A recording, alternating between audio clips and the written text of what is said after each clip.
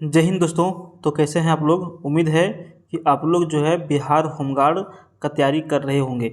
आपको बता दें दोस्तों कि बिहार होमगार्ड की जो वैकेंसी निकली हुई है लगभग 15,000 सीटों के ऊपर वैकेंसी निकाला गया है और बहुत सारे ज़िलों में इसका फिजिकल होना चालू हो गया है। बहुत सारे ज़िलों में रनिंग हो गया, बहुत सारे ज़िलों में रनिंग होना बाकी है। तो आपको इस वीडियो में हम जो है बिहार होमगार्ड भर्ती 2025 15,000 सीट का जो वैकेंसी निकला हुआ है इसमें हम आपको इसका सिलेक्शन का प्रोसेस बताएंगे। कहने का मतलब ये है कि इसमें आपको रनिंग कितना करना है, कितना मिनट में करना है, गोला फेंक कब करना है ना, कितना दूरी तक फेंकने से कितना नंबर मिलेगा, या फिर इसमें सिलेक्शन का प्रक्रिया कैसे होगा, मेरिट लिस्ट कैसे बनेगा।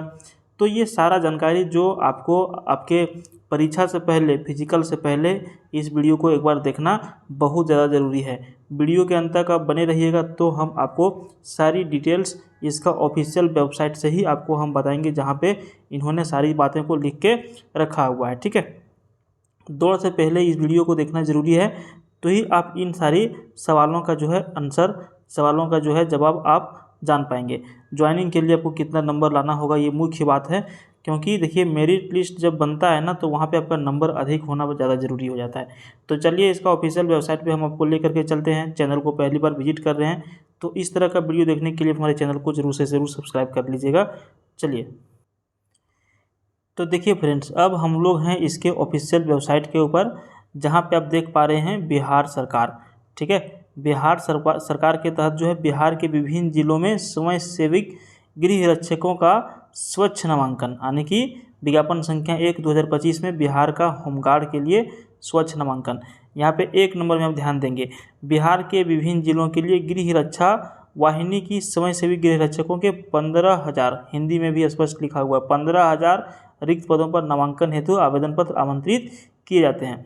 इसके जस्ट नीचे आप देखिए होंगे, हालांकि जब आप फार्म भरे होंगे उस टाइम ये सारा कुछ आप जानकारी लेकर के ही फार्म भरे होंगे। ठीक है, तो हम आपको ये सारे डिटेल्स अभी नहीं बताने वाले हैं कि किस जिला में कितना सीट था।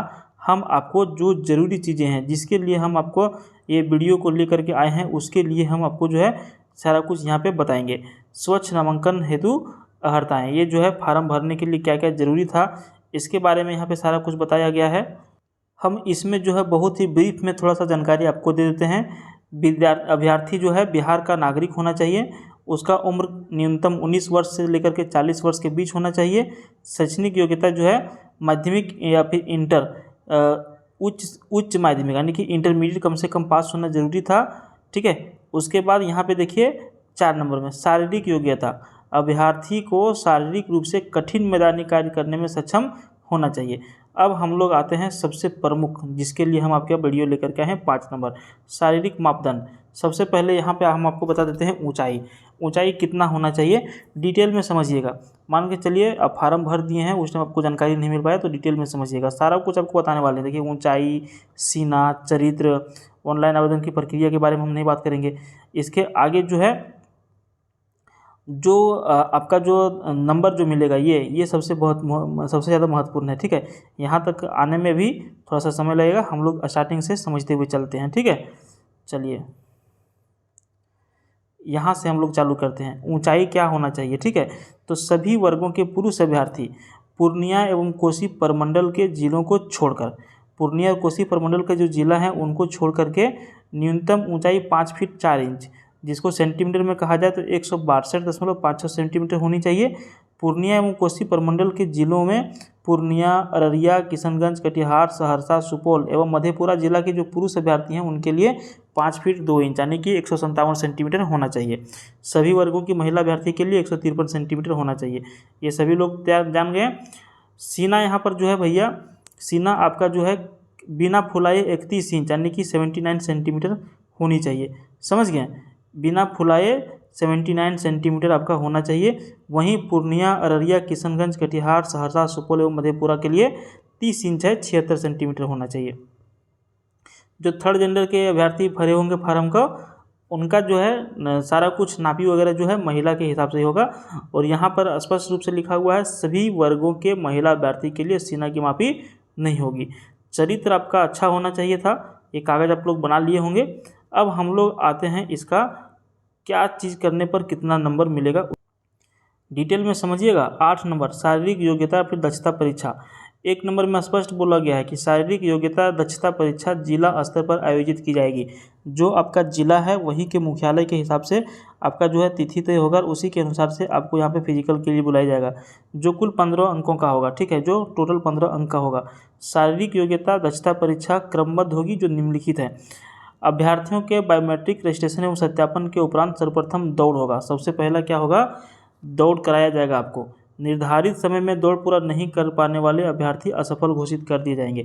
जो निर्धारित समय आपको दिया जाएगा, जो दिया गया है, अगर यदि उसके अंदर आप दौड़ पूरा कंप्लीट नहीं कर पाते हैं तो आपको क्या कर दिया जाएगा, असफल घोषित कर दिया जाएगा और आगे की प्रतिस्पर्धाओं में भाग नहीं ले पाएंगे, यानी कि यहीं से आपको घर भेज दिया जाएगा। आगे कुछ भी इसका होगा तो आपको वहाँ पर नहीं बुलाया जाएगा। थोड़ा सा जूम कर लें, चलिए क्लियर दिखेगा। थोड़ा सा डिस्प्ले हम बड़ा कर लिए। दौड़ में सफल अभ्यर्थियों के ऊंचाई एवं सीने की माप होगी। जो दौड़ पास कर लेंगे उनके ऊंचाई यानी कि हाइट उसका सीना की मापी होगी। जिन अभ्यर्थियों की ऊंचाई एवं सीने की माप निर्धारित मापदंड से कम होगी उसे असफल घोषित कर दिया जाएगा और आगे की जो है प्रक्रिया में भाग नहीं लेने दिया जाएगा। ऊंची कूद, लंबी कूद एवं गोला फेंक में भाग नहीं लेने दिया जाएगा। उसके बाद है ऊंची कूद, लंबी कूद एवं गोला फेंक सभी प्रतिस्पर्धाओं में अलग अलग अधिकतम 5 अंक होंगे।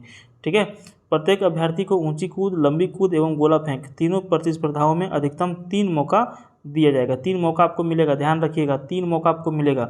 यदि कोई अभ्यर्थी शारीरिक परीक्षा की निर्धारित तिथि एवं समय पर उपस्थित नहीं होते हैं तो उन्हें दूसरी तिथि का मौका नहीं दिया जाएगा। मान के चलिए आपको जो डेट मिलेगा उसके ऊपर आपको जाना जरूरी है। अब यहाँ पर आपको बिल्कुल एकदम सावधानी से समझना जरूरी है। हम आपको बिल्कुल एक एक बात को अच्छी तरह से बताएंगे। डिस्प्ले नहीं दिख रहा है, हम थोड़ा सा जूम करेंगे। पहले पे हेडिंग पढ़ लीजिए। पुरुष एवं महिला अभ्यर्थियों के लिए दौड़, ऊंची कूद एवं गोला फेंक के मापदंड एवं अंकों का प्रावधान निम्नवत होंगे। अब हम आपको थोड़ा सा जूम करके बताते हैं। ये देखिए ऑफिशियल वेबसाइट में ऐसा ही पीडीएफ प्रोवाइड करवाया गया है, इसीलिए हम भी आपको यही दिखा रहे हैं। उम्मीद है आपको क्लियर दिख रहा होगा। पुरुषों के लिए दौड़, ठीक है, 1 मील का दौड़ रहेगा, यानी कि 1600 मीटर दौड़ना पड़ेगा। 6 मिनट के अंदर पूरी करनी होगी। 6 मिनट से अधिक समय लेने वाले अभ्यर्थी असफल घोषित कर दिए जाएंगे। अब आप इसका खेला समझिएगा।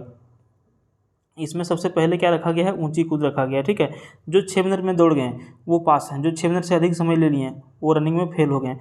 अगर यदि आप रनिंग में पास हो गए तो ऊंची कूद होगा, ऊंची कूद यानी कि हाई जंप। ठीक है, 4 फीट से अगर यदि कम करते हैं तो 0 अंक मिलेगा। ध्यान रखिएगा, 3 आपको मौका मिलेगा। 4 फीट से कम दौड़ते हैं, कम जंप करते हैं तो 0 अंक। 4 फीट तक जंप कर लेते हैं 1 नंबर। 4 फीट 3 इंच करते हैं 2 नंबर। 4 फीट 6 इंच करते हैं 3 नंबर। 4 फीट 9 इंच करते हैं 4 नंबर और 5 फीट करते हैं तो 5 नंबर। आपको बता दें फ्रेंड्स, मेरिट में अगर यदि आपको आना है तो ये सब नंबर उठाने के लिए काफ़ी है। 4 फीट से 5 फीट आप हाई जंप करते हैं तो सीधा 1 नंबर से 5 नंबर तक आप पहुंच जाते हैं और यहीं पर आप समझ लीजिए कि 1000-1500 आदमी से आप आगे चल जाते हैं नंबर में। दूसरा यहाँ पे आपका आएगा लंबी कूद। ठीक है, लंबी कूद क्या होगा, 12 फीट तक आपको 0 नंबर मिलेगा। 12 से 13 फीट करते हैं तो 1 नंबर मिलेगा। 13 से 14 फीट करते हैं तो 2 नंबर मिलेगा। 14 से 15 फीट करते हैं तो 3 नंबर मिलेगा। 15 से 16 फीट करते हैं तो 4 नंबर मिलेगा और 16 फीट से अधिक करते हैं तो 5 नंबर मिलेगा। समझ गए, इसमें भी आपको 5 नंबर पर फोकस करना है। एकदम डेली सुबह 4 बजे उठ के दौड़िए, भागिए, जो करना सब करिए भैया। नौकरी के लिए बार बार मौका नहीं मिलेगा। 15,000 सीट बहुत है, आपका जो भी जिला से भरे होंगे एकदम जी जान लगा दीजिए। ये वो कहावत है हमारे यहाँ कि ना मामू से अच्छा काना मामू। आपका नौकरी की जो तैयारी कर रहे हैं आगे होगा कि नहीं होगा, लेकिन अभी जो सामने पहले उसको पकड़िए। एक बार आप नौकरी को पकड़ लेते हैं तो फिर नौकरी आपको पकड़ के रखती है। गोला फेंक, गोला फेंक 16 पाउंड का गोला होगा। अगर यदि आप 16 फीट तक फेंकते हैं तो 0 नंबर मिलेगा। 16 से 17 फीट तक फेंकते हैं तो 1 नंबर। 17 से 18 फेंकते हैं तो 2 नंबर। 18 से 19 फीट फेंकते हैं 3 नंबर। 19 से 20 फीट फेंकते हैं तो 4 नंबर। 20 फीट से अधिक फेंकते हैं तो 5 नंबर आपको यहाँ पे मिलेगा। ठीक है, उसके बाद देखिए ऊंची कूद, ये किसके लिए है, ये सारा कुछ महिला और थर्ड जेंडर के लिए। अगर यदि आप महिला हैं तो आपको ये रूल फॉलो करना होगा। 800 मीटर की दौड़ होगी, 5 मिनट के अंदर आपको पूरी करनी होगी।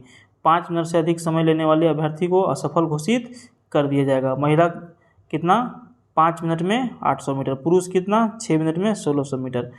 ऊंची कूद आपका कम रखा गया है, 3 फीट में 1 नंबर। 3 फीट से कम में 0 number, 3 feet 3 inch 2 number, 3 feet 6 inch 3 number, 3 feet 9 inch 4 number, 4 feet में 5 नंबर। ठीक है, आपको एकदम किसी भी हाल में इतना करना है। 9 फीट अगर यदि आप लंबी कूद करते हैं 0 नंबर, 9 से 10 फीट में 1 अंक, 10 से 11 फीट में 2 अंक, 11 से 12 फीट में 3 अंक, 12 से 13 फीट में 4 अंक और 13 फीट से अधिक में आपको 5 अंक मिलेंगे। गोला फेंक 10 फीट तक फेंकते हैं 0, 10 से 11 फीट फेंकते हैं 1 नंबर, 11 से 12 फीट फेंकते हैं 2 नंबर, 12 से 13 फीट फेंकते हैं 3 नंबर, 13 से 14 फीट फेंकते हैं 4 नंबर और 14 फीट से अधिक फेंकते हैं तो 5 नंबर। ये हो गया आपका नंबर के बारे में। ठीक है, अगर यदि वहाँ पे सारा कुछ आप कर लेते हैं, ठीक है, यहाँ पे यदि सब बातों में सब चीज़ों में आप क्वालिफाई कर जाते हैं तो आपका क्या होगा, चिकित्सा परीक्षण होगा, जिसको हम लोग क्या कहते हैं, मेडिकल। ठीक है, मेडिकल कहते हैं। यहाँ पे थोड़ा सा ध्यान से समझिएगा, ज़्यादा समय नहीं लगेगा, 30 सेकंड 40 सेकंड में ख़त्म हो जाएगा। शारीरिक योग्यता दक्षता परीक्षा में उत्तीर्ण अभ्यर्थियों का चिकित्सीय परीक्षण किया जाएगा। क्लियर।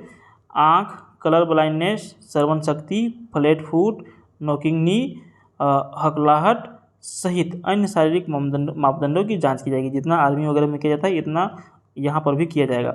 मेडिकल बोर्ड द्वारा योग्य पाए जाने वाले अभ्यर्थी को चिकित्सीय परीक्षण में मेडिकल फिट घोषित किया जाएगा।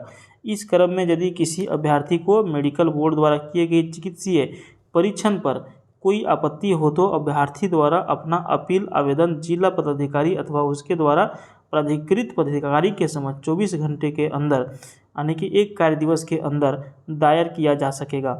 मान के चलिए आपका जो मेडिकल का सर्टिफिकेट आया, मेडिकल का जो रिजल्ट आया, आप संतुष्ट नहीं है तो एक आवेदन यहाँ पर दे सकते हैं 24 घंटे के अंदर, जिसका निष्पादन जिला पदाधिकारी द्वारा गठित के मुख्य चिकित्सा अधिकारी CMO की अध्यक्षता में गठित मेडिकल बोर्ड द्वारा 1 सप्ताह के अंदर किया जाएगा।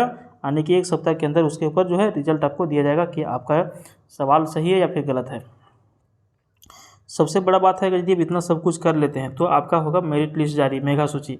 यहाँ पर ध्यान दीजिएगा मेगा सूची वाले। ठीक है, प्रत्येक जिला में गृह रक्षकों के पद पर नामांकन हेतु शारीरिक दक्षता परीक्षा 3 प्रतिस्पर्धाओं अथा ऊंची कूद, लंबी कूद, गोला फेंक 5-5 नंबर का ये सारा है। ठीक है, 5-5 नंबर का 15 अंक आपका पूरा फिजिकल फिटनेस है। अभ्यर्थी द्वारा प्राप्त समेकित कुल अंकों के आधार पर जिला स्तरीय मेगा सूची तैयार की जाएगी। जो तीनों में आप नंबर लेकर के आएंगे उसी के आधार पर आपका मेरिट लिस्ट तैयार होगा, जिसमें अभ्यर्थियों की कोटि उल्लेख रहेगा। प्रत्येक जिले में रिक्त के विरुद्ध 1.5 गुना अभ्यर्थियों की मेगा सूची प्रकाशित की जाएगी। मान के चलिए आपका जिला में 100 सीट था तो यहाँ पर मेगा सूची मेरिट लिस्ट में 150 लोगों को लिया जाएगा, क्योंकि बहुत बार लोग जो है इसके आगे छोड़ देते हैं, छंट जाते हैं, तो वहाँ पे 50 जो अधिक रहेंगे उन्हीं लोगों से यहाँ पे उनको लिया जाएगा। मेगा सूची तैयार करने के लिए निम्न प्रावधानों का पालन किया जाएगा।